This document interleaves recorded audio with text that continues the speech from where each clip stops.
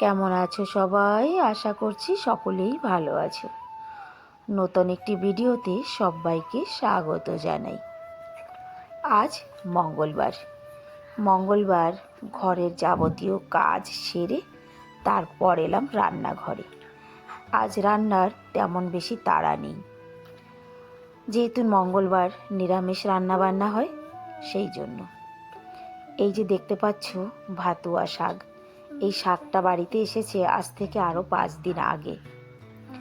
5 দিন আগেই কিন্তু শাকটাকে কেটে রেখে দিয়েছিল। যেহেতু আমার শরীরটা ভালো ছিল না, তাই আমি আর শাক রান্নার কাছে এগোইনি।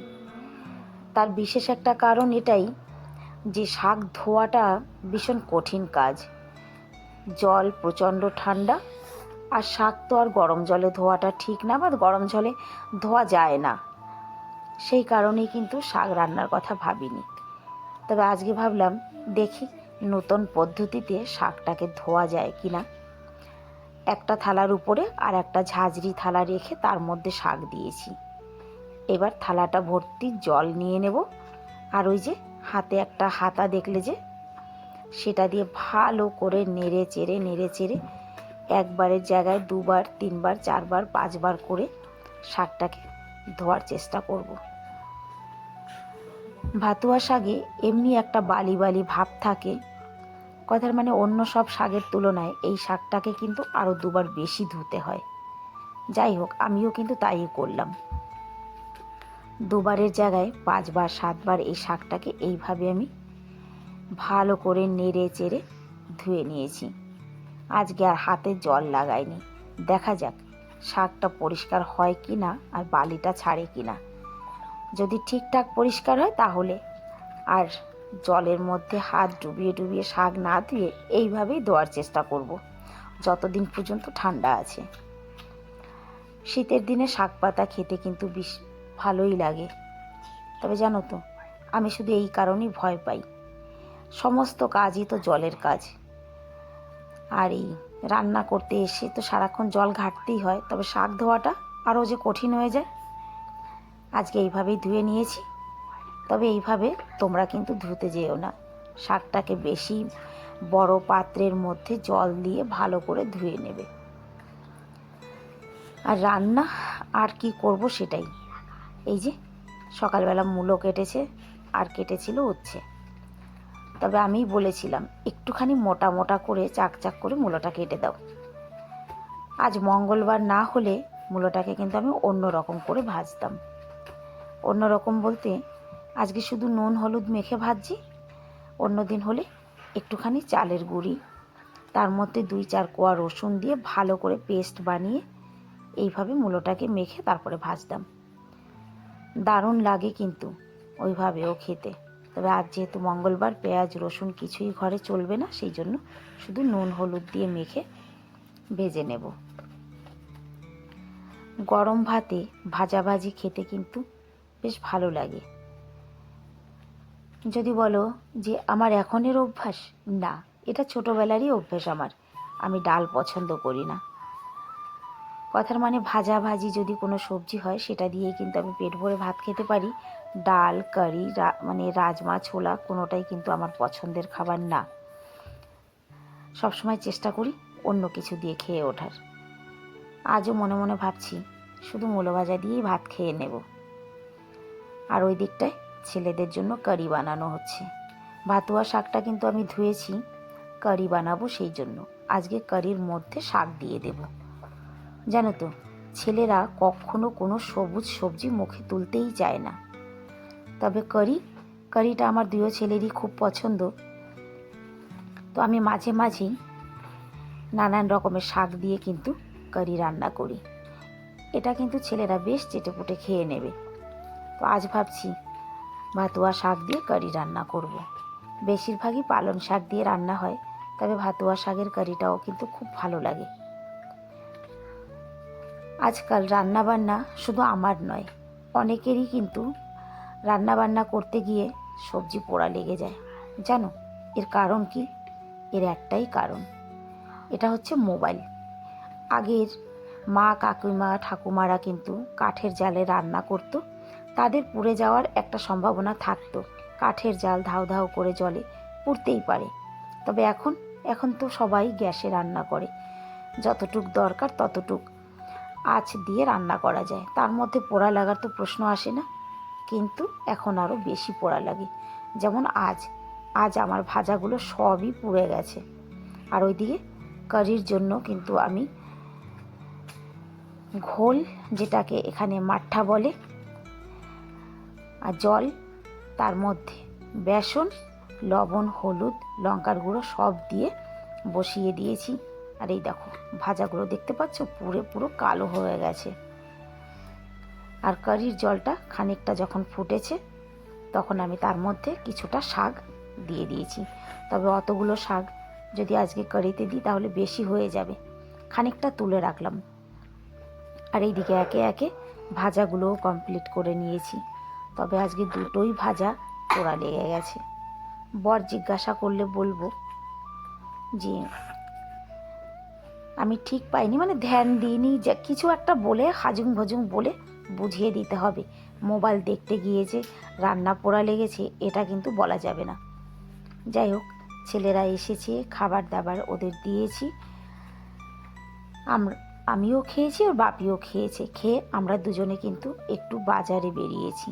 আমার দুই ছেলেই ঘরে রয়েছে। আর এই যে আমাদের ঘরের পাশে মেট্রোর কাজ খুব তোড়জোড়ে চলছে। 2026-এই নাকি আমাদের এখান থেকে মেট্রো চালু হবে। ঘরের থেকে কয়েক কদম এসেই কিন্তু আমরা মেট্রোতে উঠতে পারবো। হেঁটে আসি বা রিকশায় আসি। রিকশায় আসলে 2 থেকে 3-4 মিনিট, আর হেঁটে আসলে 10 মিনিট। রাতের বেলায় অনেক বড় বড় মেশিনপত্র কিন্তু কাজের জন্য এখানে আসে। যাই হোক, অনেকটা পথ এগিয়ে এসেছি। ঘর থেকে কিন্তু আমরা অনেকটা দূরেই যাব। যাওয়ার পথে এখানে আবার একটু দাঁড়ালাম। সত্যি কথা, এই পর্যন্ত এসে আর আগে এগোতে ইচ্ছা করছিল না। তাই ওর বাপিকে বললাম, হ্যাঁ গো একটুখানি দাঁড়াও না 5টা মিনিটের জন্য। তারপরে এখানে দাঁড়িয়ে একটুখানি খাবার কিনলাম পাখির জন্য, আর পাখিদের একটু খাবার দেওয়ার জন্য এখানে দাঁড়িয়েছি, একটু খাবার দিয়ে যাব।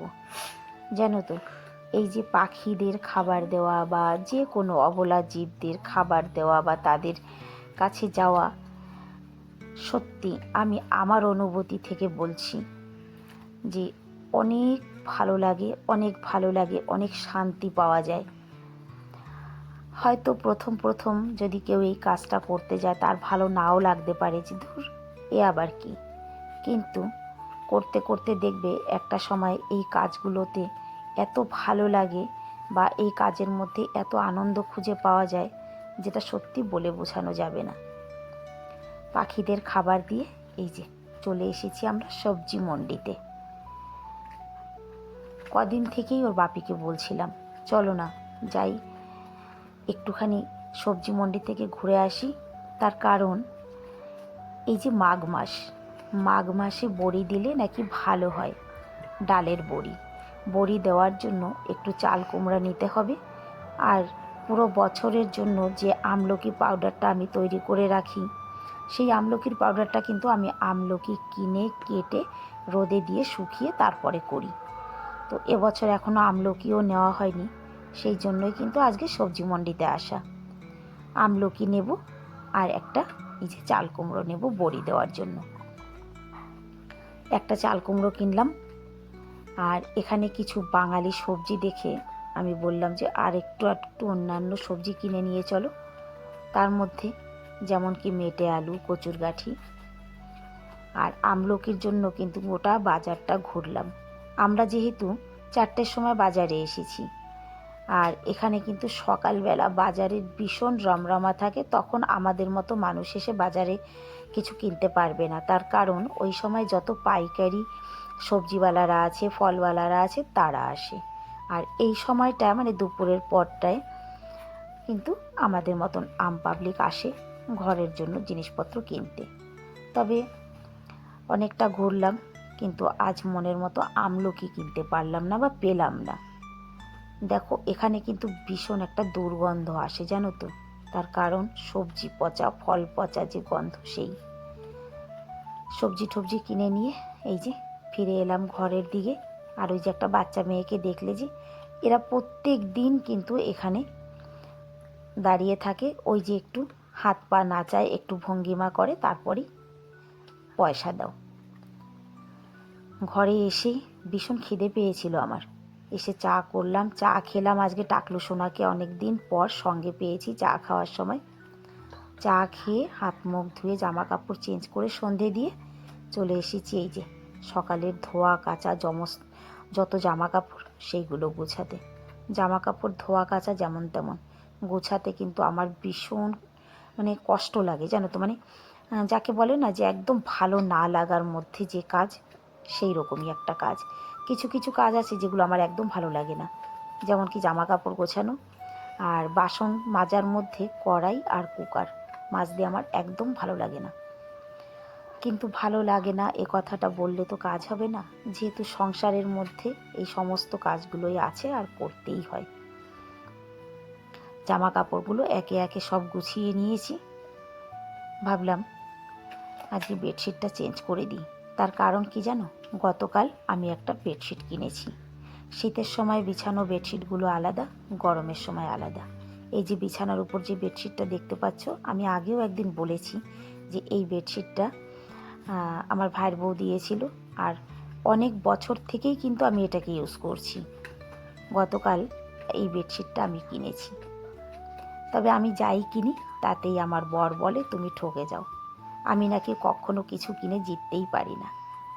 যাই হোক, জিতি আর ঠগি, তবে কখনো কখনো নিজের হাতে জিনিস কিনতেও ভালো লাগে। জিতেছি কি ঠকেছি আমি জানি না, তবে বেডশিটটা বিছানার উপর বিছানোর পরে কেমন লাগছে সেটা অবশ্যই তোমরা কমেন্ট করে জানিও। আমার কাছে কিন্তু খুব ভালো লাগছে। আর শীতের দিনে এই বেডশিটগুলো সবাই ইউজ করার চেষ্টা করবে, দেখবে বিছানায় কিন্তু আলাদা একটা ওম হয়, মানে উপর থেকে নিচ থেকে দুই দিক থেকে সুন্দর বিছানাটা গরম হয়। সুতির বেডশিট বিছানো থাকলে যখন বিছানায় উঠবে তখন দেখবে উফ কি ঠান্ডা লাগে চারিদিক থেকে। আর এই বেডশিটগুলো থাকলে কিন্তু সবসময় বিছানাটা গরম থাকে। সমস্ত পিলো কাভারগুলো খুলে নিয়েছি ধোয়ার জন্য। আর এই যে এখন আবার নতুন করে সব কাভারগুলো চড়িয়ে দিচ্ছি। সকালবেলার দিকটা আমার বিশেষ করে বেডশিট চেঞ্জ করা হয় না, জানো তো। এই কাজটা বেশিরভাগই আমার বিকেলবেলা হয়। যাই হোক, সমস্ত পিলো কাভারগুলো ভালো করে চড়িয়ে দিই। সুন্দর করে বিছানাটাকে গুছিয়ে নিয়েছি।